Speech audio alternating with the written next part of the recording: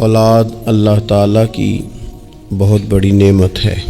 انسان جب صاحب اولاد ہوتا ہے تو خدا کی خاص رحمت اس کے شامل حال ہوتی ہے، لیکن اس کے ساتھ ساتھ انسان کے لیے یہ بہت بڑی آزمائش بھی ہے۔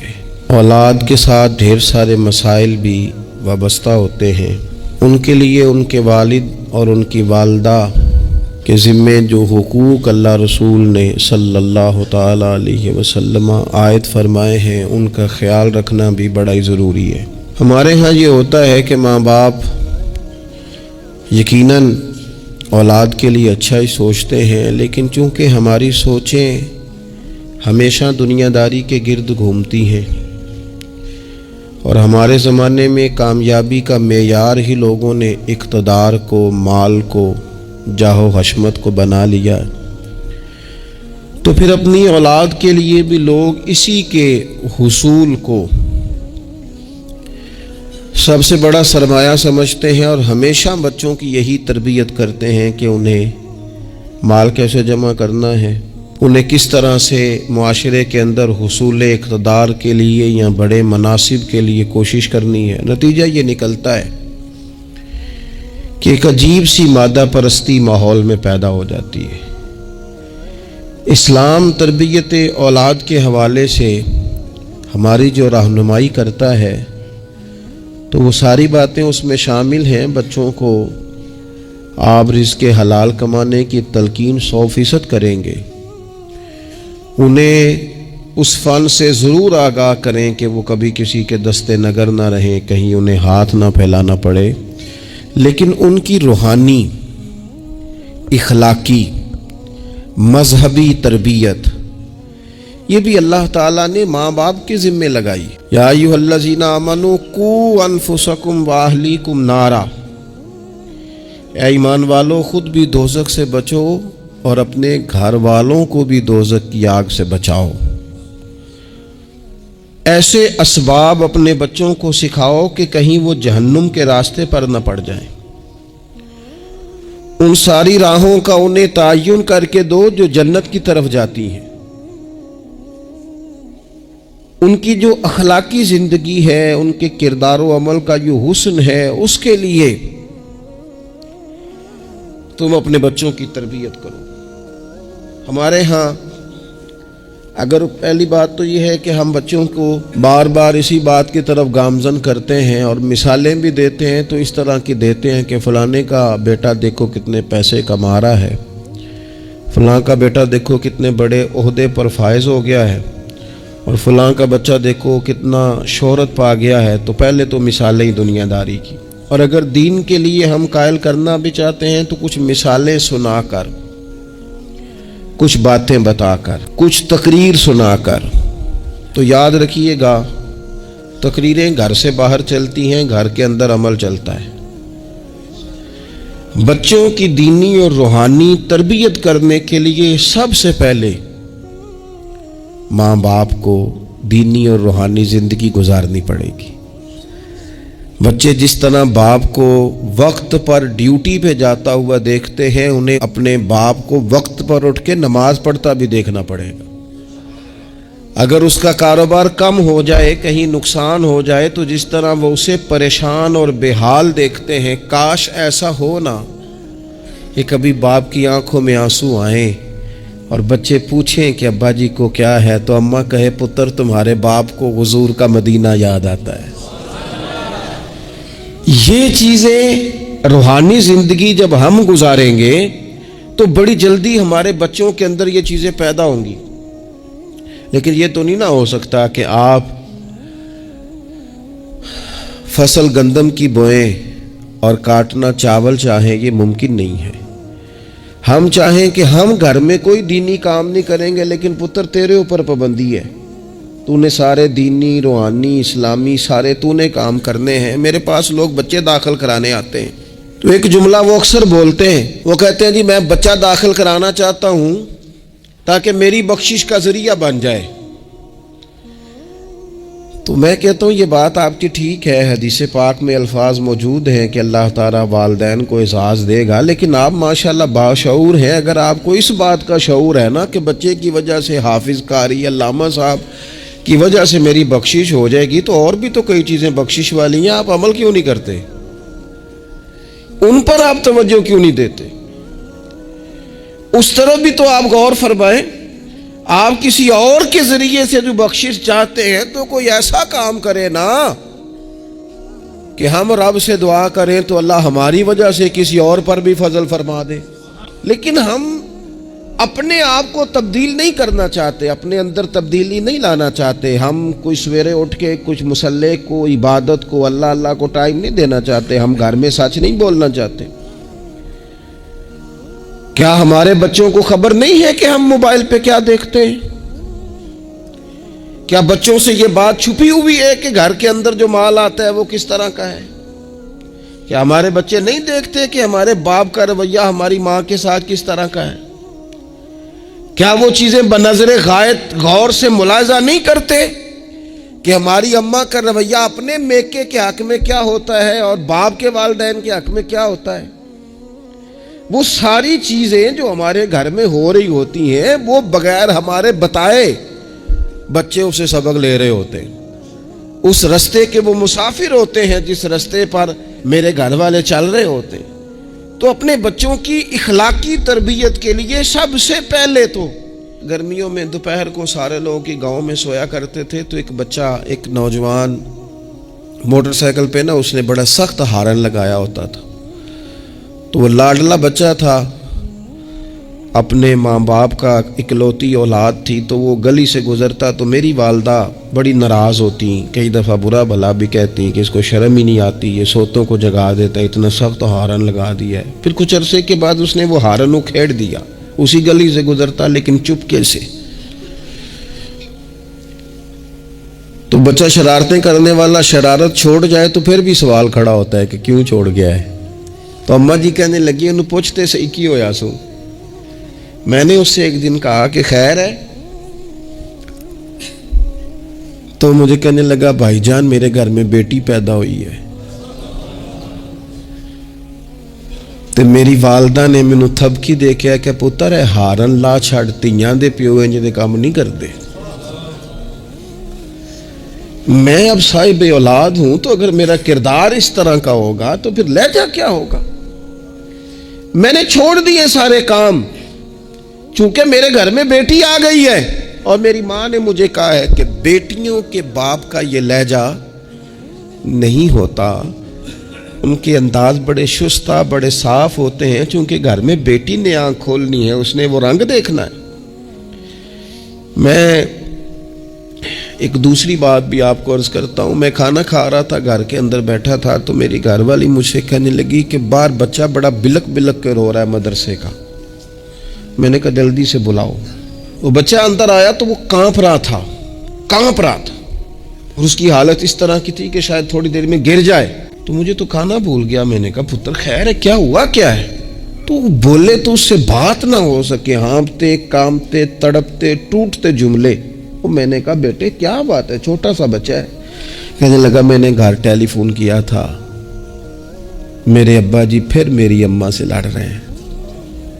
حضرت صاحب جب وہ لڑتے ہیں تو ہم چار پائیوں کے نیچے چھپ جاتے ہیں، خوف آتا ہے، میری بہنیں روتی ہیں، ہمیں کسی چیز سے اتنا ڈر نہیں آتا، کیونکہ ہمارا والد پھر ہماری اماں کو مارتا ہے، خوف آتا ہے۔ آج گھر میں نا پھر ابا جی اماں کو پیٹ رہے ہیں، میں نے فون کیا تھا تو بہنیں رو رہی ہیں، آپ دعا کر دیں ہمارے گھر میں سکون ہو جائے۔ ہم تو اپنے بچوں کی آنکھوں میں آنسو نہیں دیکھ سکتے، پر یہ کس نے رلایا ہمارے بچوں کو؟ ماں باپ نے مل کے؟ کس نے تباہی کی؟ ان کے خیالات کیوں بکھر گئے؟ اتنا خوف کس چیز نے طاری کیا؟ یہ سکون کس نے چھینا؟ میں نے پھر ان کے والد کو بلایا، گزارش کی، اور مجھے امید ہے کہ وہ میری بات بھی سمجھ گئے ہوں گے۔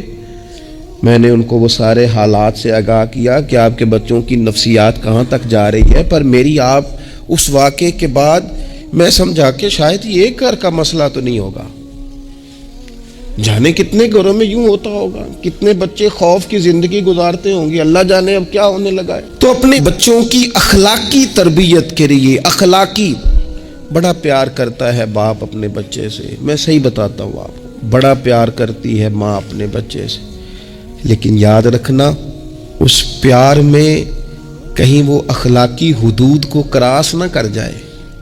یہ دیکھ لینا کہیں آپ کے لاڈ پیار میں کوئی ناجائز بات اس کے منہ سے نکلے کسی کے بارے میں اور آپ اسے قبول کر کے کہیں اسے تباہ نہ کر دیں۔ باپ میں نے دیکھا ہے یہ کام کرتے ہیں کہ بچے نے اگر کبھی کوئی تحفہ مانگ لیا ہے اور موقع آ گیا ہے تحفہ دینے کا تو باپ اوور ٹائم بھی لگاتا ہے۔ والد کہتا ہے اپنی فیکٹری کے مالک سے کہ میں تھوڑے تھوڑے کٹوا دوں گا پر مجھے بچوں کے لیے گفٹ خریدنا ہے، ان کے کپڑے بنوانے ہیں، بڑی جان جوکھوں میں ڈالتا ہے، اور وہ کہتا ہے کہ میں اپنے بچوں کو مایوس نہیں دیکھنا چاہتا، میں اعلیٰ سے اعلیٰ چیز بھی لاؤں گا۔ پر آپ کو پتہ ہے اللہ کے پیارے رسول علیہ السلام نے فرمایا کسی باپ کا اپنے بیٹے کے لیے اپنی بیٹی کے لیے سب سے بہترین تحفہ یہ ہے کہ وہ اپنے بچوں کو اچھا ادب سکھا دے۔ یہ سونا تحفہ دیا ہے باپ نے کہ اس بچے کو اس نے اچھی تربیت سے روشناس کرا۔ یہ خوبصورت تحفہ سونا یہ کمال کر دی والد نے کہ اس نے اپنے بچے کے آداب زندگی میں ایک اچھے ادب کا اضافہ کیا۔ آپ نہ ہزاروں کا لاکھوں کا تحفہ لے کے آئیں لیکن اس کی اخلاقی تربیت کریں، اس کے کردار میں جاذبیت پیدا کریں۔ ہو نہ آج بھی کوئی ماں ایسی جو غوث پاک کی ماں کی طرح کہے پتر بھوک کاٹ لینا پر جھوٹ نہ بولنا۔ ہو نہ کوئی ماں آج بھی ایسی جو بابا فرید کی ماں کی طرح یہ کہے پتر تجھے شکر پسند ہے پر ملے گی تب جب تو نماز پڑھ کے مصلی اٹھائے گا۔ ہو نہ آج بھی کوئی خواجہ بختیار کاکی کی ماں جیسی ماں جو سارا دن گھر میں سپارے پڑھتی رہے اور 15 سپارے یاد ہوں اور صبح شام پڑھے۔ او خدا کے بندو کچھ چیزیں ایسی ہیں جو کردار کی روشنی سے نور پاتی ہیں، جو صرف عمل کے حسن سے دنیا کو حسین کر دیتی ہیں۔ بچوں کی روحانی تربیت، اخلاقی تربیت، ہم جو بچوں کو سبق دے رہے ہیں وہ محدود زندگی کا دے رہے ہیں۔ ہم مسلمان ہیں، ہمیں ہمارے دین نے کہا ہے کہ زندگی 60-70 سال کی نہیں، اس کے بعد بھی ایک زندگی ہے جو ہمیشہ رہنے والی ہے، ختم نہ ہونے والی ہے۔ ہم نے بچوں کو جتنے اسباق پڑھائے ہیں وہ دنیاوی زندگی کے لیے، روزی روٹی کے لیے، کاروبار کے لیے، شادی نکاح کے لیے، لیکن ہمیں ہمارے دین نے کہا ہے کہ انہیں وہ سبق بھی دو جو قبر میں بھی انہیں کامیاب کرے۔ قُوْ أَنفُسَكُمْ وَأَهْلِيكُمْ نَارًا، خود بھی دوزخ کی آگ سے بچو گے اور اپنے بچوں کو بھی بچاؤ گے، یہ اہتمام کرو۔ تو وہ خاص خوبصورتی جو ہمارے دین نے کہا ہے کہ ان کی اخروی زندگی میں ان کے کام آئے۔ دیکھیں نا نبی پاک صلی اللہ تعالی علیہ وسلم نے 3 چیزیں ہمارے ذمے لگائیں، فرمایا اپنی اولاد کو سکھاؤ۔ یہ باپ کے ذمے لگائی ہیں حضور نے چیزیں، ماں کے ذمے لگائی ہیں، فرمایا یہ اپنی اولاد کو سکھاؤ 3 چیزیں۔ یا رسول اللہ صلی اللہ علیہ وسلم کون کون سی؟ فرمایا ایک تو اپنی اولاد کو اپنے نبی کی محبت سکھاؤ۔ اس کا مطلب ہے ابا کو نعت پڑھنی چاہیے نا، اس کا مطلب ہے اماں کو نعت آنی چاہیے نا، اس کا مطلب ہے حضور کے قصیدے یاد ہونے چاہیے نا، اس کا مطلب ہے نا کبھی بازو تھام کے باپ کہے نا پتر چل آج فلان جگہ تجھے لے جاؤ وہاں مدینے والے کی باتیں ہوں گی۔ اس کا مطلب ہے کہ اسے باپ کو ان سارے رستوں کا تعین تو بیٹے کا بازو تھام کے اسے کتنی جگہوں پہ لے گیا ہے، چل ایک دن یوں بھی کر تھام اس کا بازو اور اسے حضور کے مدینے بھی لے جا کر محبوب کے سامنے کھڑا۔ فرمایا اپنے بچوں کو اپنے نبی کی محبت سکھاؤ، اور فرمایا دوسرے کام یہ کرو کہ اپنے بچوں کو اپنے نبی کی اولاد کی محبت سکھاؤ۔ سکھائی حضرت عمر نے جناب عبداللہ کو، عبداللہ ابن عمر کو محبت، تو پھر انہوں نے محبت کی۔ اپنی اولاد کو اپنے نبی کریم کی اولاد کی، اہل بیت کی محبت سکھاؤ۔ اور تیسرا حضور نے ذمہ لگایا کہ اپنے بچوں کو قرآن پاک کی تلاوت سکھاؤ۔ یہ ماں باپ سکھائیں، پہلے خود سیکھیں پھر اپنے بچوں کو سکھائیں. انہیں کہ پتر آپ بیٹھ میرے پاس بیٹھ کے قرآن شریف پڑھ، میں تجھے پڑھاتا ہوں. تلاوت کلام مجید تو ہر مسلمان کے لیے صحیح تلفظ سے سیکھنا ضروری ہے، تو پہلے سیکھیں پھر سکھائیں. تو ان کی اخلاقی تربیت، روحانی تربیت، دو انسان کی تربیت کے مزاج ہوتے ہیں، ایک اس کی ظاہری تربیت ہوتی ہے، ایک اس کی باطنی تربیت ہوتی ہے. اس کے ظاہر کا بھی خیال کریں. نبی پاک علیہ السلام کے سامنے ایک بچہ کھانا کھا رہا تھا تو جہاں سے مرضی کھا رہا تھا، تو اللہ کے پیارے رسول صلی اللہ تعالیٰ علیہ وسلم نے فرمایا سیدھے ہاتھ سے کھاؤ اور اپنی سائیڈ سے کھاؤ، اللہ تمہیں برکت عطا کرے گا. بچوں کو اخلاق کا، آداب کا طریقہ بھی بتایا جائے. ہمارے ہاں نا شادی سے واپس آ کر، محفل سے واپس آ کر بچوں کو ڈانٹا جاتا ہے کہ آج تو آپ نے بڑی انسلٹ کرا دی، آپ کو روٹی نہیں کھانی آئی. تو بھئی یہ بچوں کو آپ ڈانٹے نہیں، یہ تو آپ کو چاہیے تھا کہ اس سے پہلے سکھایا جاتا کہ کھانا کیسے ہے، بیٹھنا کیسے ہے، جانا کیسے ہے، کسی سے سلام کلام کیسے کرنا ہے. یہ ڈانٹنے کی بات ہے؟ یا استاد کو چاہیے تھا کہ اپنی کارکردگی پر غور کرتا، بجائے اس کے کہ اپنی کارکردگی کو دہرایا جائے. الٹا آپ اس شخص کو ڈانٹ رہے ہیں جو زیر تربیت ہے. اور پھر بعض اوقات یہ ہوتا ہے کہ بچوں کو اس طرح ڈانٹا جاتا ہے، ہمارے صوفیاء نے لکھا ہے جب بچے پہ غصہ آئے تب اسے سزا نہیں دینی، ایک دن بعد سزا دو یا کچھ گھنٹوں کے بعد، اس لیے کہ غصے میں جو سزائیں دی جاتی ہیں وہ حد سے کراس کر جاتی ہیں. بچوں کو مناسب انداز میں سزا دینا بھی شریعت میں موجود ہے. سب سے زیادہ حضور پیار کرتے ہیں امت سے، لیکن نبی پاک صلی اللہ تعالی علیہ وسلم نے فرمایا 7 سال کے بچے کو نماز کا کہو اور 10 سال کا نہ پڑھے تو سزا دو. اسے مناسب حد تک تنبیہ کرو، سزا دے کے بھی پڑھاؤ، چونکہ عمر ایسی ہوتی ہے آپ کو فصل کو پانی بھی دینا پڑتا ہے اور جڑی بوٹی کو کاٹنا بھی پڑتا ہے. اب کو بندہ کہ نہیں میں بڑے مہربان طبیعت کا مالک ہوں جی، میں جڑی بوٹی کیسے کاٹوں؟ تو بھئی جڑی بوٹی کو کاٹنا بھی فصل سے پیار ہی ہے، اس پر بھی توجہ ہونا چاہیے. ایک مناسب مقدار میں آپ کسی چیز کو بھی رکھیں، افراط اور تفریط سے پاک. بچے کو مناسب حد تک آپ تنبیہ کریں، اس کی ظاہری باطنی تربیت پر توجہ دیں. حضرت عمر بن عبدالعزیز رحمۃ اللہ علیہ کے والد مصر میں ہوتے تھے، اور جناب عمر بن عبدالعزیز حضرت صالح بن کسان رحمۃ اللہ علیہ ایک محدث تھے، ان کے پاس مدینہ طیبہ میں تعلیم حاصل کرتے تھے. تو آپ نے اپنے استاد صاحب کے پیچھے عصر کی نماز پڑھی تو ایک رکعت آپ کی لیٹ تھی، اٹھ کے آپ نے نماز پوری کی. تو حضرت صالح بن کسان محدث تھے، عالم تھے، حدیث پاک کو جاننے والے. وہ حضرت عمر بن عبدالعزیز سے کہہ رہے ہیں بچپن ہے اور والد مصر میں. انہوں نے پوچھا بیٹا کہاں تھے؟ نماز میں ایک رکعت میں نے دیکھا کہ آپ نے دیر سے نماز پڑھی ہے. تو عرض کرنے لگے میں نا حضور کنگھی کر رہا تھا. بعض بچے آئینے کے سامنے کھڑے رہتے ہیں پھر بڑی بڑی دیر ہی کھڑے رہتے ہیں. کنگھی کر رہا تھا تو ذرا دیر ہو گئی. حضرت صالح بن کسان رحمۃ اللہ علیہ نے ان کے والد کو مصر میں خط لکھا، فرمانے لگے جوانی بھی ہے، موقع بھی ہے، فرصت بھی ہے، اور ابھی بھی آپ کا بیٹا جماعت سے نماز نہیں پڑھتا. مصر میں خط گیا. آج جب میں نے پوچھا ہے تو اس نے کہا میں کنگھی کر رہا تھا. اتنے معمولی سے کام کے لیے اس نے تکبیر اولیٰ چھوڑ دی. اب وہاں مصر میں بیٹھے والد نے یہ نہیں کہا کہ مولوی صاحب آہستہ آہستہ ٹھیک ہو جائے گا، آپ کو کیا ہو گیا ہے، کوئی بات ہے کرنے والی. انہوں نے وہاں سے گھوڑے پہ بندہ دوڑایا، بندہ مدینہ طیبہ آیا. اس نے کہا جاتے ہی عمر بن عبدالعزیز کو لے جانا حجام کے پاس اور اس کے سارے بال اتروا دینا، اور اسے کہنا پتر جن بالوں کی وجہ سے نماز رہ جائے ان بالوں کو سر پہ نہیں رہنا چاہیے. تیری جماعت کی رکعت رہ گئی پتر، اتنا بڑا کام، اللہ کے حضور حاضری کا موقع تھا. پھر اس کا رزلٹ کیا نکلا؟ حضرت عمر بن عبدالعزیز بادشاہ بنے. 39 سال عمر میں انہوں نے پوری امت کو خیر سے بھر دیا. حشام بن عبد الملک کے بھی 11 بیٹے تھے، جناب عمر بن عبدالعزیز کے بھی 11 بیٹے تھے.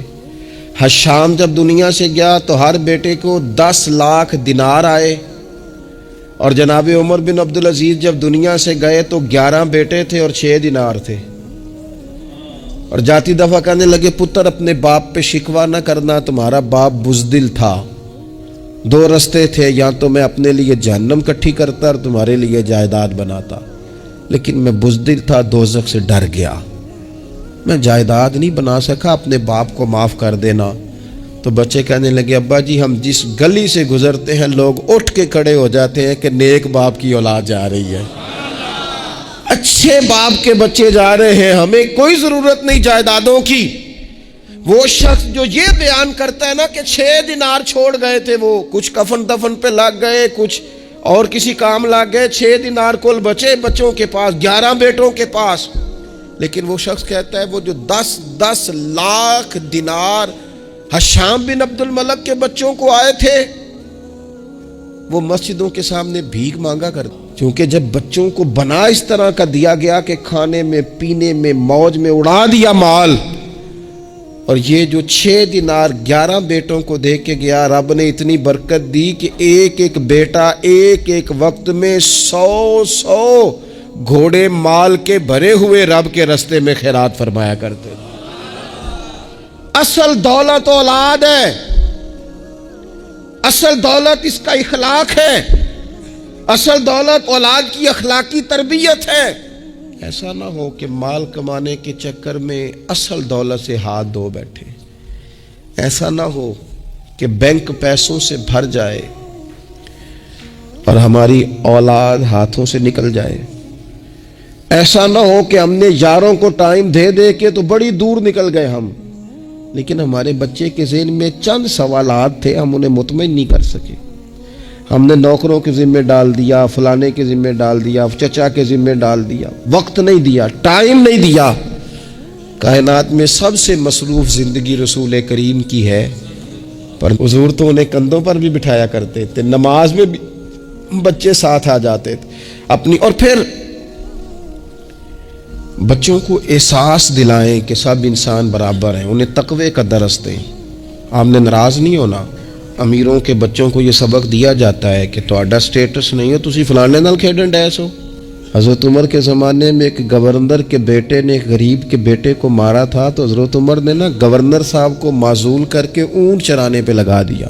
لوگوں نے کہا ابے کا کیا قصور ہے؟ فرمانے لگے اس کا بھی تو قصور ہے نا، اسی نے تو اسے بتایا کہ تو گورنر کا پتر ہے، اگر وہ بتاتا کہ بیٹا قانون سب کے لیے ایک جیسا ہے تو یہ کام نہ ہوتا۔ چھوڑ دو، کمی اور چودھری کی تقسیم، تمہاری اولادیں بچ جائیں گی۔ چھوڑ دو امیر اور غریب کا فرق، بچے متقی اور پرہیزگار ہو جائیں گے۔ چھوڑ دو یہ سٹیٹس کا دھندا، تمہاری اولاد کے دل سے کبر اور تکبر نکل جائے گا۔ محبوب نے یہ فرق مٹا کے ہمیں بتایا ہے کہ اخلاق حسن ہے، کردار معیار ہے۔ تمہارے اندر اگر تقوی کی دولت آتی ہے تو یہ اصل اعزاز ہے۔ خوش قسمت ہے وہ باپ جس کو کوئی آ کے کہے کہ تیرے بیٹے کو نماز پڑھتے دیکھا ہے۔ میں نے ایک جگہ نا ایک تراویح پڑھی، تو میرے ساتھ ایک صاحب تراویح پڑھ رہے تھے، وہ روتے جا رہے ہیں، تو میں یہ سمجھا کہ شاید ان کو قرآن مجید کی سمجھ آ رہی ہے، چلے تھوڑا بہت میں بھی طالب علم ہوں قرآن پاک کا، تو میں نے کہا ایسی آیات تو نہیں ہے اتنا رونے والی، لیکن بہت ہی رو رہے ہیں۔ تو 2 رکعتوں کے بعد میں نے ان سے کہا کہ اب تو آپ کی کیفیت وہاں چلی گئی ہے کہ نماز میں اتنی آواز نکلنی نہیں چاہیے، کیا مسئلہ ہے؟ تو کہنے لگے حضرت صاحب میرا پتر پہ تراویح پڑھانا ہے۔ تو یہ دیکھیں نا، یہ بہت بڑی خوبصورتی ہے، لیکن یاد رکھیں اس کا حافظ قاری عالم ہونا بھی بڑی بات ہے، لیکن شرط یہ ہے کہ وہ اخلاقی طور پر اگر ایک اچھا انسان بن جائے تو پھر بھی بڑی بات ہے۔ اگر آپ کو یہ کوئی آ کے بتائے کہ میں جا رہا تھا چکی پہ گندم لے کر پسوانے کے لیے، لیکن تیرے بیٹے نے تو جلدی سے موٹر سائیکل روکا ہے، اس نے کہا چچا جان مجھے دینا، میں چھوڑ کے آتا ہوں، اور میں جا رہا تھا ڈاکٹر کی طرف دوا لینے، لیکن اس نے کہا کہ آپ ادھر میرے ساتھ آئے نا، میں جاتا ہوں آپ کو لے کر کے۔ یہ بہت بڑا اعزاز ہے، بچوں کو اخلاقاً مضبوط کر دینا، ان کے کردار کے اندر وہ خوبصورتی لے آنا۔ میں بڑے درد سے آپ سے عرض کروں، ہم اپنی اولاد کی تکلیف نہیں دے سکتے، دیکھی نہیں جاتی، کیسے دیکھیں گے؟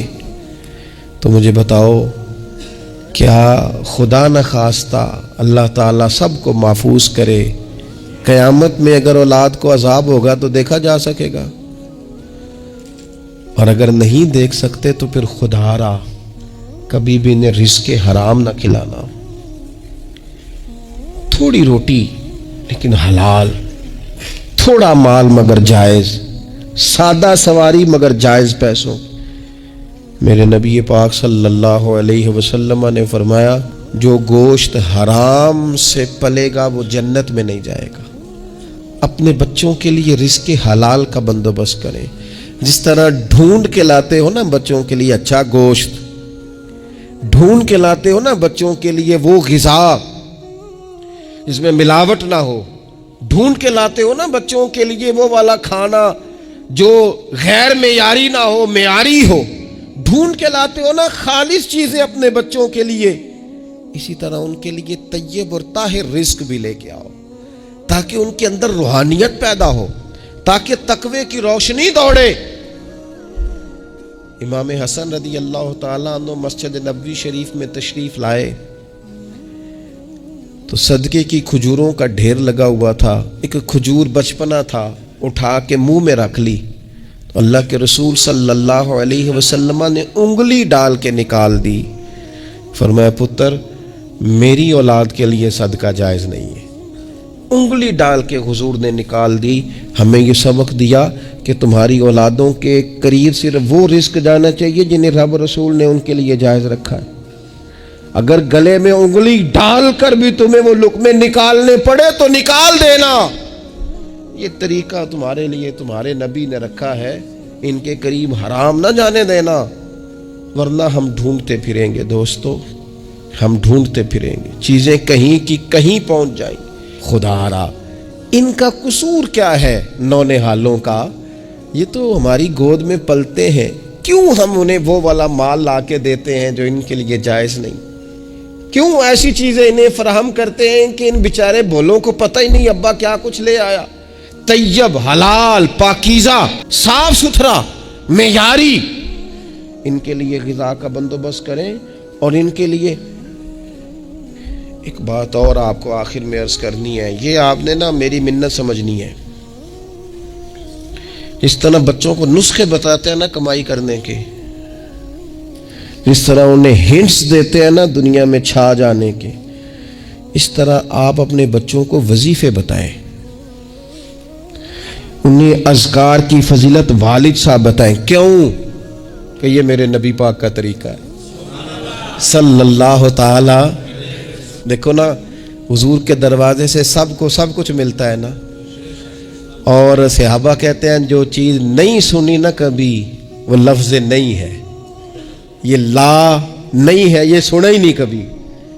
لیکن نبی پاک صلی اللہ تعالی علیہ وآلہ وسلم نا سحری کے وقت سیدہ فاطمہ آرام فرماتی، سحری کے وقت، تو حضور نے ہماری تعلیم کے لیے، ہمیں سمجھانے کے لیے بیٹی کو پاؤں سے پکڑ کر اٹھایا، فرمایا فاطمہ اٹھو، یہ تو رب سے رزق مانگنے کا وقت ہے، اٹھو، طلوع فجر سے طلوع صادق تک اللہ تعالیٰ رزق تقسیم کرتا ہے، اٹھو مصلے کو آباد کرو۔